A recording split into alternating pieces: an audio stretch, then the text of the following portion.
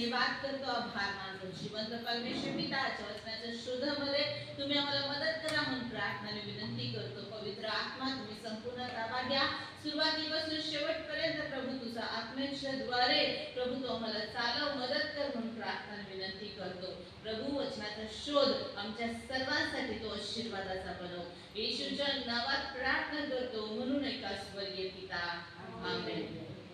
आज आम्ही प्रेषितांची कृत्ये याचा 20वा अध्याय हा शास्त्र भाग बघणार आहे। प्रेषितांची कृत्ये याचा 20वा अध्याय 1 ते 38 वचनामध्ये हा शास्त्र भाग तुम्हाला आणि मला काय सांगतो, यातून काय नेमका धडा घ्यायला पाहिजे याच्या विषयी आम्ही थोडक्यात मनन करणार आहोत। आजचा विषय आहे पौलाचा इफिसकरांना निरोपाचा संदेश। पौलाचा इफिसकरांना निरोपाचा संदेश आणि वचन जे पाठांतराचं वचन आहे ते प्रेषितांची कृत्ये 20वा अध्याय आणि 28 वचन। प्रेषितांची कृत्ये याचा 20वा अध्याय आणि 28 वचन या आम्ही एकत्रित पाहूया।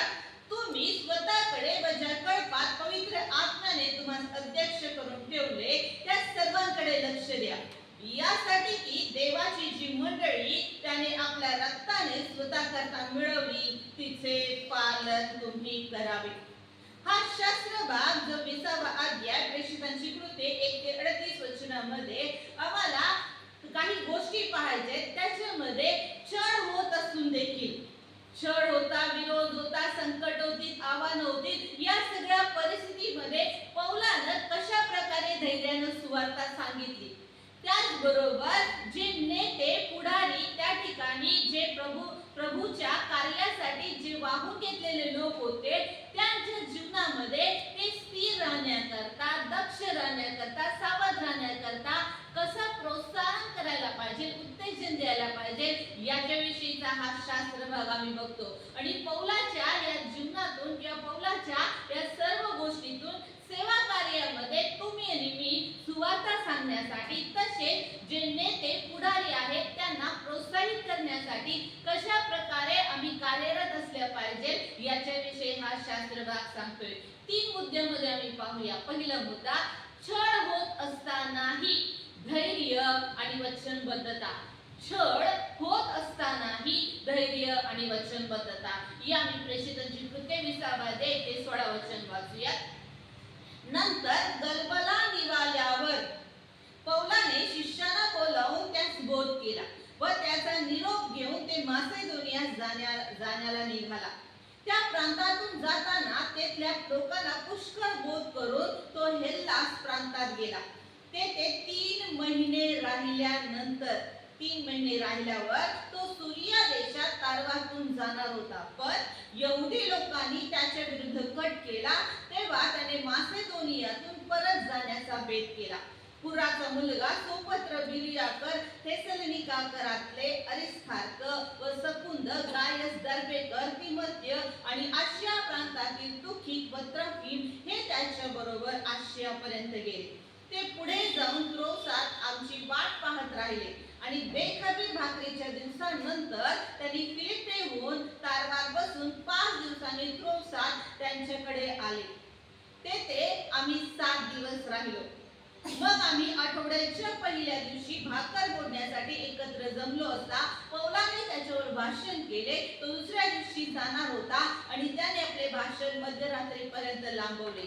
ज्या माडीवर आम्ही एकत्र जमलो होतो तेथे बरेच दिवे होते आणि युतुक नावाचा कोणी एक तरुण खिडकीत बसला असता झोपेने गुंगला होता। तेव्हा पौल फार वेळ भाषण करीत राहिल्यामुळे तो झोपेच्या गुंगीत 3ऱ्या मजल्यावरून खाली पडला व मेलेला हाती लागला। तेव्हा पौल खाली उतरला आणि त्याच्यावर पाकर घालून व त्याला कवटाळून म्हणाला, घाबरू नका, कारण हा अजून जिवंत आहे। मग त्याने वर येऊन भाकर मोडून खाल्ल्यावर बराच वेळ म्हणजे पहाटेपर्यंत त्यांच्याबरोबर संभाषण केले व तो तसाच निघून गेला। त्या तरुणाला जिवंत नेता आल्यामुळे त्यांना फार समाधान वाटले। आम्ही आधीच जाऊन तारवात बसून अस्साकडे गेलो। तेथे पोहोचल्यावर पौलाला तारवात घ्यावयाचे होते, कारण त्याने तसे ठरवले होते व तो स्वतः पायवाटेने येणार होता। तो अस्सात आम्हाला भेटला, तेव्हा त्याला तारवात घेऊन आम्ही मितुलेनास आलो। तेथून तारवातून आम्ही दुसऱ्या दिवशी खियासमोर आलो आणि त्याच्या पुढल्या दिवशी आम्ही सामा बंदर घेतले. मग त्रोगुल्यात राहिल्यावर त्याच्या पुढील दिवशी आम्ही मिलेतास आलो. आपल्याला आशिया प्रांतामध्ये फार दिवस राहावे लागू नये म्हणून इफिस बाजूला टाकून जाण्याचा पौलाने निश्चय केला होता. कारण कसेही करून 50व्या दिवसाच्या सणात आपण यरुशलेमेत असावे यासाठी तो घाई करत होता. हे 16 वचन ऐकल्यानंतर वाचल्यानंतर आम्ही पाहतो की पहिल्याच वचनामध्ये क्षण होत असताना देखील पौल देवाच्या कार्याशी एकनिष्ठ राहिला. त्यानं जे शिक्षण, पवित्र शास्त्राचे शिक्षण आणि जी सहभागिता होती त्याच्याद्वारे विश्वासणाऱ्यांना बळकट केलं. आम्ही शिकतो की भलेही विरोध असला, भलेही छळ असला, भलेही आमच्या जीवनामध्ये अनेक प्रकारचे चढ उतार असले तरी आम्ही देवाच्या कार्याबरोबर एकनिष्ठच राहिलं पाहिजे. देवाच्या कार्याप्रती आम्ही वचनबद्ध समर्पितच असलं पाहिजे आणि त्यानं शिक्षण आणि सहभागिता विश्वासणाऱ्यांना देऊन बळकट केलं. म्हणजे देवाचं शिक्षण देण्यामध्ये आणि विश्वासणाऱ्यांच्या सहभागितेमध्ये आम्ही कायम असायला पाहिजे. वचन आम्हाला हे पण शिकवतंय की पौलानं सर्वत्र प्रवास केला. अनेक भागांची नाव आम्ही वाचतो, अनेक प्रदेश, अनेक देश, अनेक ठिकाणी त्यांना प्रवास केला. या प्रवासाच्या दरम्यान त्याचा एकच उद्देश होता की सुवार्तेचा प्रचार करणे, शिक्षण देणे आणि आत्मे जिंकण्याचं कार्य करणे. आम्ही प्रवास करतो कशासाठी? आमच्या जीवनातला प्रवास कशासाठी होतो? हो, आम्ही प्रवास करतो अनेक लोकांना भेटण्यासाठी, आम्ही प्रवास करतो प्रत्येकाच्या कार्यक्रमाला जाण्यासाठी आणि आम्ही प्रवास करतो आमच्या घरातल्या वेगवेगळ्या गोष्टींची खरेदी करण्यासाठी आम्ही प्रवास करतो. परंतु का गेले काही दिवस, काही आठवडे, काही महिने तुम्ही देवाच्या कामासाठी प्रवास केलाय का? त्या प्रवासामध्ये सुवार्ता प्रसाराचा प्रवास केलाय का? तुम्ही लोकांना देवाच्या वचनाचं शिक्षण देण्यासाठी प्रवास केलाय का? तुमचा प्रवास नेमका कशासाठी आहे? पौल आम्हाला शिकवतो की त्याचा प्रवास हा फक्त देवाची सुवार्ता सांगण्यासाठी, त्याच्या लोकांना शिक्षण देण्यासाठी आणि अनेक आत्मे जिंकण्याचं कार्य करण्यासाठी होतं. विश्वासार्हांना ख्रिस्तामध्ये स्थिर करणं हा त्याच्या प्रवासाचा उद्देश होता. आणि या सगळ्या सुवार्ता प्रसारामध्ये 3 गोष्टी आम्ही प्रामुख्याने बघतो. ती म्हणजे त्या पौलाकडे, पौल जो सुवार्ता प्रसार करणार होता त्याच्याकडे तारणाची खात्री, पवित्रीकरणाची निश्चितता आणि पवित्र आत्म्याच्या बाप्तिस्माचं सामर्थ्य होतं. माझ्या प्रियानो, आज आम्ही सुवार्ता प्रसार करणारे लोक आहोत. तर सुवार्ता प्रसारक किंवा प्रचारक म्हणून या 3 गोष्टीची तुम्ही खात्री करून बघा की खरोखर माझं तारण झालंय का? खरोखर मी पवित्रीकरणाच्या मार्गावरती चालत आहे का? पवित्र आत्म्याचा बाप्तिस्मा प्रेषित 1:8 प्रमाणे ते तो पवित्र आत्मा तुम्हावर येईल आणि सामर्थ्य तुम्हाला प्राप्त होईल. ते सामर्थ्य तुमच्यामध्ये आहे का? या 3 गोष्टी पौलामध्ये होत्या. ते आज आम्ही शिकायला पाहिजे की पौल नाही परंतु आज तुमच्या आणि माझ्यामध्ये ह्या 3 गोष्टी पाहिजेत. दुसऱ्या मुद्द्याकडे आम्ही जाऊया. दुसरा मुद्दा कळपाची काळजी आणि चिंता. कळपाची काळजी आणि चिंता. प्रेषितांची कृत्ये याचा 20वा अध्याय 17 ते 27 वचन. 17 ते 27 वचन. मग त्याने मिलाताहून एफिसास निरोप पाठवून मंडळीच्या वडिलांना बोलावून घेतले. ते त्याच्या जवळ आल्यावर त्याने त्यास म्हटले, मी आशिया प्रांतात पहिल्याने पाऊल टाकल्या दिवसापासून तुम्हा बरोबर नेहमी कसा होतो? म्हणजे फार नम्रतेने, आस्वेगाळी आणि यहुद्यांच्या कटामुळे माझ्यावर आलेली संकटे सोशीत मी प्रभूची सेवा केली हे तुम्हाला ठाऊक आहे. जे हितकारक ते तुम्हाला सांगण्यात आणि 4 लोकात व घरोघरी शिकवण्यात मी कसूर केली नाही. पश्चाताप करून देवाकडे वळणे व आपल्या प्रभू येशू ख्रिस्तावर विश्वास ठेवणे या संबंधाने यहुदी व हेलेनी यास मी साक्ष देत होतो. पण आता पहा, मी अंतर्यामी बद्ध होऊन यरुशलेमेत जात आहे. तेथे मला काय काय होईल ते मला माहित नाही. केवळ इतके कळते की बंधने व संकटे माझी वाट पाहत आहेत. याविषयी पवित्र आत्मा मला नगरोनगरी साक्ष देत आहे. मी तर आपल्या प्राणांची किंमत एवढी सुद्धा करीत नाही यासाठी की मी आपली धाव आणि देवाच्या कृपेची सुवार्ता गीतार्थाने सांगण्याची जी सेवा मला प्रभू येशू पासून प्राप्त झाली आहे ती शेवटास न्यावी. आणि आता पहा, ज्याच्यामध्ये मी राज्याची घोषणा करीत फिरलो त्या तुम्हा कोणाच्याही दृष्टीत माझे तोंड पुन्हा पडणार नाही हे मला ठाऊक आहे. म्हणून आजच्या दिवशी मी तुम्हाला खात्रीपूर्वक सांगतो की मी सर्वांच्या रक्ताविषयी निर्दोषी आहे, कारण देवाचा संपूर्ण मनोदय तुम्हाला सांगण्यास मी कसूर केली नाही. पौल आपल्या कळपाची काळजी आणि चिंता कशा प्रकारे करतो या सगळ्या उतार्यावरून, या वचनावरून आम्हाला दिसतं. आज तुमच्या हातामध्ये परमेश्वराने एक कळप दिलाय का? पौलाप्रमाणे तुम्ही अशा गोष्टी, चिंता, काळजी, कळपाची वाहत आहात का? कारण पौल विश्वासणाऱ्यांच्या आध्यात्मिक कल्याणाला वैयक्तिक स्वार्थापेक्षा अधिक महत्त्व देत होता.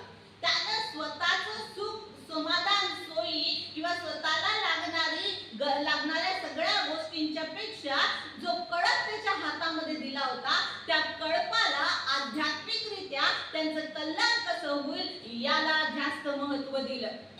त्यानं कोणतीही तडजोड न करता देवाचा संपूर्ण उपदेश सांगितला. आज मंडळीला गरज आहे अशा नेत्याची जो पौलासारखा असेल, जो पौल स्वतःचा स्वार्थ बाजूला ठेवून, स्वतःचं सुख, सोयी, सगळ्या गोष्टी बाजूला ठेवून त्याच्या समोर एकच गोष्ट होती, जो कळप, जे लोक त्याला देण्यात आलेले आहे त्यांचं आत्मिक जीवन कसं कल्याणदायक होईल आणि त्यांना देवाचा जो संपूर्ण उपदेश आहे, देवाचा वचनाचा खरा सार आहे तर कशा प्रकारे सांगितला जाईल. प्रभू तुम्हाला आणि मला मदत करो अशा प्रकारे आमच्या कळपाची काळजी घेण्यासाठी येशूच्या नावामध्ये. तिसरी गोष्ट आम्ही पाहूया, सेवकांसाठी सल्ला आणि खोट्या शिक्षकांपासून सावधगिरी. सेवकांसाठी सल्ला आणि खोट्या शिक्षकांपासून सावधगिरी. प्रेषितांची कृत्ये याचा 20वा अध्याय वचन 28 ते 38. 28 वचन, तुम्ही स्वतःकडे व ज्या कळपात पवित्र आत्म्याने तुम्हाला अध्यक्ष करून ठेवले त्या सर्वांकडे लक्ष द्या, यासाठी की देवाची जी मंडळी त्याने आपल्या रक्ताने स्वतः करता मिळवली तिचे पालन तुम्ही करावे. मी गेल्यावर कळपाची दयामया न करणारे क्रूर लांडगे तुम्हामध्ये शिरतील हे मी जाणून आहे. तुम्हापैकी काही माणसे उठून शिष्यांना आपल्या मागे ओढून घेण्यासाठी विपरीत गोष्टी बोलतील. म्हणून मी 3 वर्ष रात्रंदिवस अश्रू गाळीत प्रत्येकास बोध करण्यात खंड पडू दिला नाही. ही आठवण ठेवून सावध राहा. आता मी तुम्हास प्रभूकडे व त्याच्या कृपेच्या वचनाकडे सोपवतो. तो तुमची वाढ करावयास व पवित्र केलेल्या सर्व लोकांमध्ये तुम्हाला वतन द्यावयास समर्थ आहे. मी कोणाच्या सोन्याचा, रुपयाचा किंवा वस्त्राचा लोभ धरला नाही. माझ्या व माझ्या सोबत्यांच्या गरजा भागवण्याकरता याच हाताने श्रम केले हे तुम्ही स्वतः जाणून आहात. सर्व गोष्टीत मी तुम्हाला कित्ता घालून दाखवले आहे की तसेच तुम्ही श्रम करून दुर्बळांना सहाय्य करावे आणि घेण्यापेक्षा देणे यात जास्त धन्यता आहे असे जे वचन प्रभू येशू स्वतः म्हणाला होता त्याची आठवण ठेवावी. असे बोलल्यावर त्याने गुडघे टेकून त्या सर्वांबरोबर प्रार्थना केली. तेव्हा ते सर्व फार रडले व त्यांनी पौलाच्या गळ्यात गळा घालून त्याचे पुष्कळ मुके घेतले. माझे तोंड तुमच्या दृष्टीस यापुढे पडणार नाही असे जे त्याने म्हटले होते त्यावरून त्यांना विशेष दुःख झाले. मग त्यांनी त्याला तारवापर्यंत पोहोचवले. हा तिसरा मुद्दा, याच्यामध्ये सेवकांसाठी सल्ला आहे.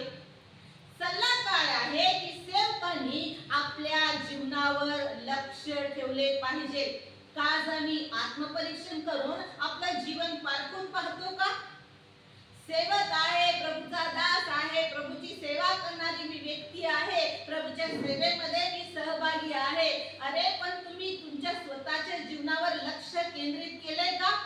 देवानं जो कळप विश्वासूपणाने तुमच्या हातामध्ये दिलेला आहे का त्या कळपाची तुम्ही विश्वासूपणाने काळजी घेत आहात का?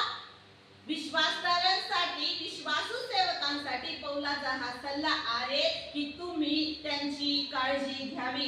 कारण तो या ठिकाणी म्हणतो की परमेश्वराचा मनोदय तुम्हाला सांगण्यास मी कधी कसूर केली नाही.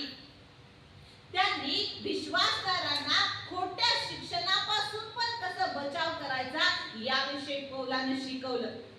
विश्वासदारांनी खोट्या शिक्षकांपासून लांब राहिलं पाहिजे याविषयी त्यांचं मार्गदर्शन केलं आणि त्यांचं संरक्षण केलं. का आज आपण आपल्या कळपाचं मार्गदर्शन करत आहोत? त्या खोट्या शिक्षकांपासून, त्या खोट्या संदेशांपासून, फसव्या किंवा आकर्षक असलेल्या सेवेच्या प्रत्येक गोष्टीपासून लांब राहण्याकरता आम्ही आमच्या कळपाचं मार्गदर्शन आणि संरक्षण करत आहोत का? त्यांना हे शिक्षण देत आहोत का? कारण देवाचं वचन हे विश्वासार्हांना घडवतं आणि चुकीच्या गोष्टींपासून वाचवतं. पौल आम्हाला या ठिकाणी हीच गोष्ट सांगत आहे की आम्ही प्रामाणिक आणि त्यागमय करणारे सेवा कशा प्रकारे केली पाहिजे याचं उत्तम उदाहरण पौल आहे. ज्यानं मेहनत केली, ज्यानं उदारतेनं दिलं, स्वतः कष्ट करून घेण्यापेक्षा देण्यामध्ये धन्यता आहे याच्याविषयी तो कायम मेहनती राहिला. ख्रिस्ती म्हणून देवाप्रती समर्पित होण्यासाठी आज आम्ही प्रोत्साहित असलं पाहिजे. ख्रिस्तानं जे आमच्यासाठी केलं त्याच्या इतकंच आम्ही प्रभावीपणे जीवन जगायला पाहिजे. म्हणजे आमच्या जाण्यानं लोकांना आनंद होता कामा नये, उलट आमच्या जाण्यानं लोकांना दुःख झालं पाहिजे. जसं पौल जाणार, पौल म्हटला की मी माझं तोंड तुमच्या दृष्टीस पुन्हा पडणार नाही. ही गोष्ट ऐकून आपल्या नेत्याबद्दल, आपल्या पुढाऱ्याबद्दल त्यांना आस्था झाली, त्यांना कळवळ वाटला, त्यांना दुःख वाटलं. का आज आपल्याबद्दल आपण अशी साक्ष देऊ शकतो की जर आज मी गेलो तर माझे लोक माझ्याविषयी आनंद करतील का दुःख करतील? कारण सगळ्यात वाईट गोष्ट किंवा शोकांतिका आहे की हा नेता गेला तर बरं होईल, हे गेले तर बरं होतील. अशा प्रकारे आमचं उदाहरण असता कामा नये. 20वा अध्याय प्रेषितांची कृत्ये 1 ते 38 वचनामध्ये आम्ही ह्याच गोष्टी पाहतो की हा पौलाचा इफिसकरांना निरोपाचा संदेश आहे. पौलानं इफिसकराला दिला, परंतु पवित्र आत्म्याच्या द्वारे आज तुमच्या आणि माझ्यासाठी हा संदेश आहे. देव याच्याद्वारे तुमचं आणि माझे डोळे उघडो आणि आम्हाला मदत करो येशूच्या नावामध्ये. या मी प्रार्थना करूया.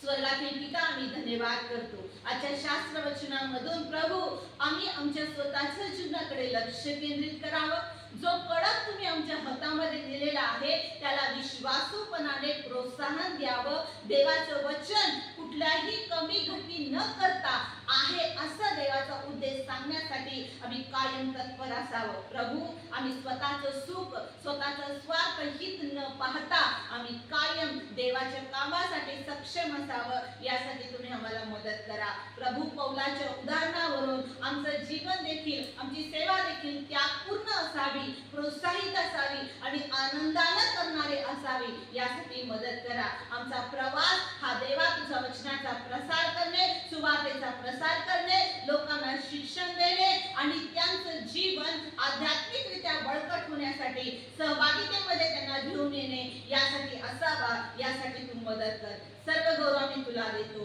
प्रत्येकाला आशीर्वादित केला, आभार मानतो. येशूच्या नावात मी प्रार्थना करतो म्हणून ऐका स्वर्गीय पिता. आमेन, आमेन.